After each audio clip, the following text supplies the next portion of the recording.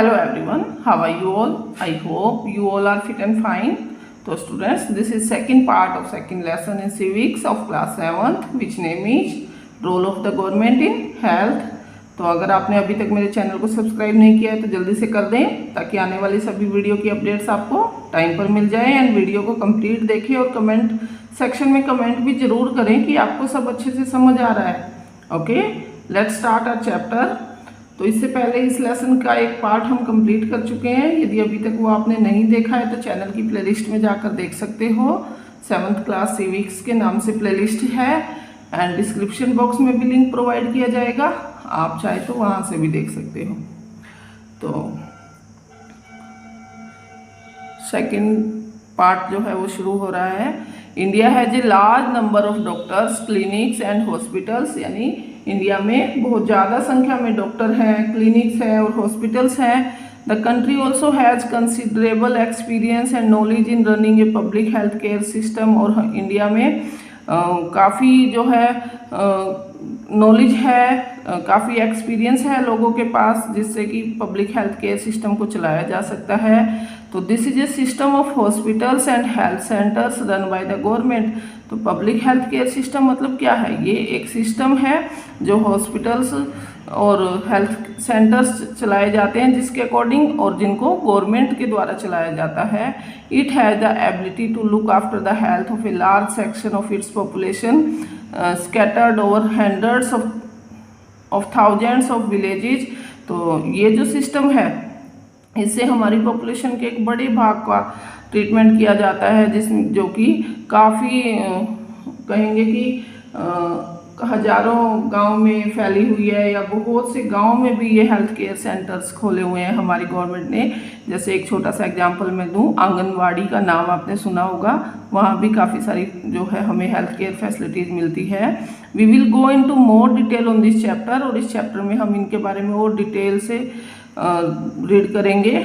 Moreover there has been a phenomenal advancement in medical sciences whereby many new technology and treatment procedure are available in the country।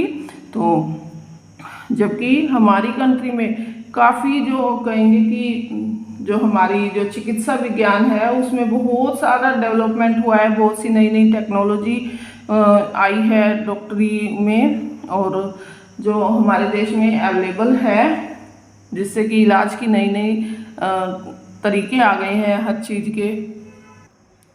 However the second column points out how poor the health situation in our countries, यानी कि ये ऊपर अभी हमने बात की, ये first column की थी कि कितने सारी फैसिलिटीज़ टेक्नोलॉजी हमारे इंडिया में है, लेकिन सेकंड कॉलम की बात कर रहे हैं कि अभी भी हमारे इंडिया में क्या है, जो हेल्थ सिचुएशन है वो बहुत ही पुअर है, कि काफ़ी लोगों को अभी भी जो स्वास्थ्य सुविधाएं वो नहीं मिल रही है। With all the above positive developments we are not able to provide proper health care facilities to people.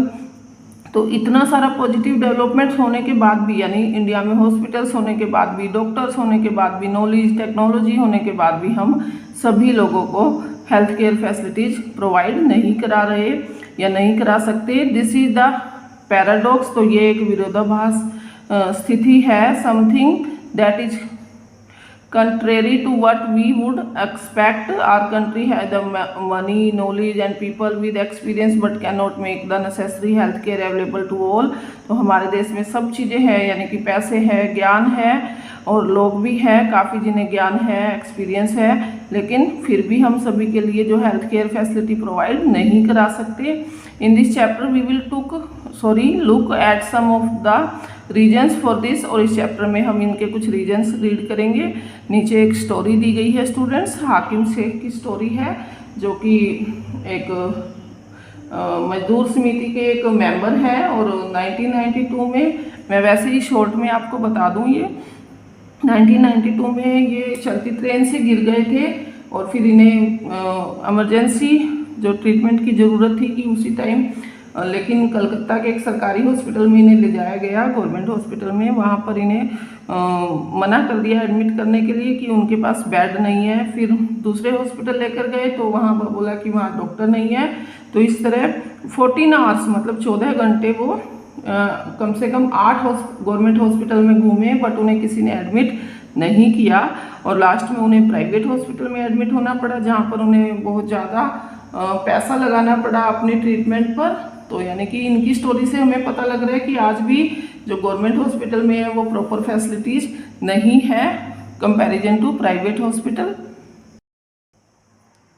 तो स्टूडेंट्स हम आ गए नेक्स्ट पेज पर। यहाँ एक स्टोरी दी गई है जिससे हम देखेंगे कि what is the difference between A government hospital and A private hospital.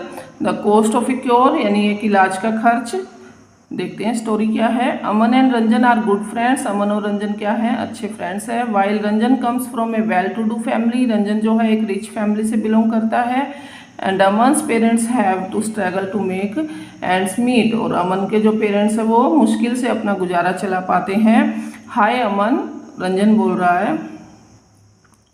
Good to see you back, how have you been. अरे अमन, बड़े दिनों बाद मिले, कैसे हो। अब I had viral fever and had to go to the hospital. मुझे viral बुखार हो गया था और हॉस्पिटल जाना पड़ा। ओह मी टू, मुझे भी। I just got back to school on Monday. मैं अभी मंडे से ही स्कूल आना शुरू हुआ हूँ। My daddy took me to see the doctors. मेरे डैडी मुझे डॉक्टर के पास ले गए। At the new hospital in Kingsway, जो कि किंग्सवे में एक नया हॉस्पिटल है, वहाँ उसके डैडी उसे ले गए। इट वॉज वेरी एक्साइटिंग, और ये बहुत ही उसे अच्छा लगा।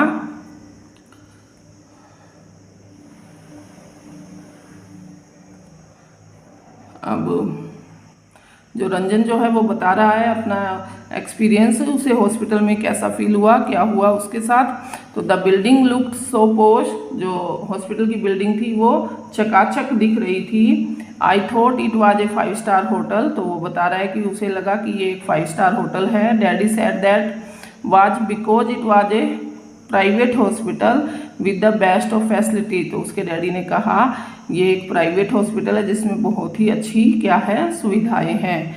Daddy had to pay ₹500 at the reception counter itself. Daddy ने रिसेप्शन काउंटर पर ही 500 रुपये सबमिट कराए। Before we even meet the doctor, doctor से मिलने से पहले। There was nice music playing and everything was really clean and shiny. तो वहाँ पर बहुत ही सुंदर म्यूजिक चल रहा था और हर चीज़ क्या थी, साफ और चमकदार थी। तो देखिए ये रंजन जो है प्राइवेट हॉस्पिटल के बारे में बता रहा है कि कैसे क्या था वहाँ।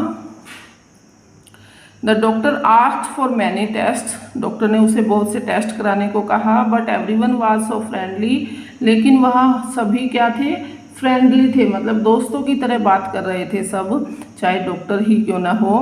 The lady who took my blood for testing told me so many jokes, यानी वो लेडी जिसने उसका ब्लड लिया टेस्ट करने के लिए, उसने उसे काफ़ी सारे जोक्स सुनाए, चुटकुले सुनाए। That I forget to feel the pain, जिससे कि वो अपना दर्द भूल गया, मतलब जब इंजेक्शन लगाया तो चुटकुले सुनाते हुए लगाया तो उसे अपने दर्द का एहसास ही नहीं रहा। And have you hear the one about Batman on reality TV, क्या तुमने रियलिटी टीवी पर बैटमैन वाला चुटकुला सुना है। मतलब ये डॉक्टर नर्स जो है वो उससे बात करते टाइम वो कर रही है। After the test results came, और टेस्ट होने के बाद रिजल्ट आया उसका। We want back to the doctor, अब वो वापस डॉक्टर के पास गए अपना जो टेस्ट रिजल्ट आया उसको लेकर। He looked through them and sad everything was fine and I only had viral fever, यानी कि डॉक्टर ने कहा, मतलब उसकी टेस्ट रिपोर्ट को देखा और कहा कि सब कुछ ठीक ठाक है, उसे सिर्फ वायरल बुखार हुआ है। He prescribe loads of medicine and rest, और डॉक्टर ने उसे काफ़ी सारी दवाइयाँ लिख दी और आराम करने को कहा।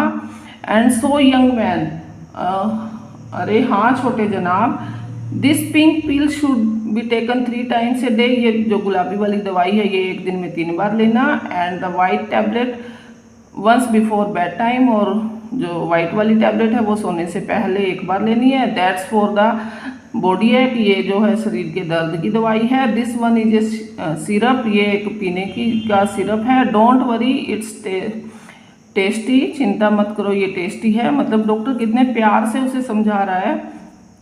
अब रंजन कह रहा है thank you doctor, I feel better already, कि वो तो पहले से ही अब वो क्या करने लग गया है, अच्छा फील करने लग गया है। हम नेक्स्ट पेज पर आ गए हैं। You see I have been dying to tell you all about it but what about you, which hospital did you go to. तो अब रंजन जो है अमन से कह रहा है कि तुम्हें ये सारी बात बताने के लिए मैं कब से वेट कर रहा था। अच्छा तुम अब अपने बारे में बताओ कि तुम किस हॉस्पिटल में गए।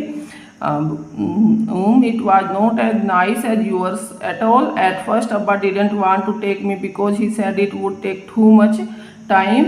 तो अब अमन कह रहा है कि वह तुम्हारे वाले हॉस्पिटल जितना अच्छा तो नहीं था, और पहले तो उसके अब्बा ने उसे ले जाने से मना ही कर दिया, मतलब वो ले जाना ही नहीं चाहते थे क्योंकि उसमें बहुत ज़्यादा टाइम लगने वाला था।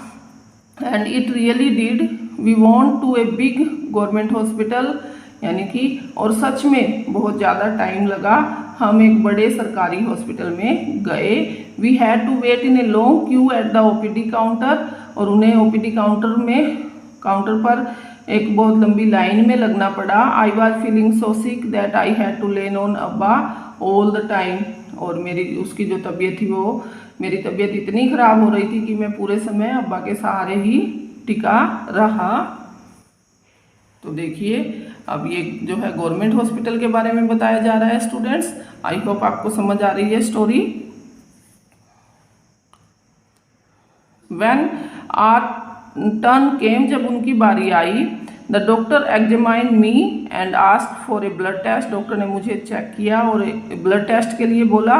Then we had to go and stand in another long queue, और फिर अब हम गए और एक लंबी लाइन में फिर लग गए, यानी जहाँ पर टेस्ट करवाना था वहाँ भी एक लंबी लाइन में उन्हें लगना पड़ा।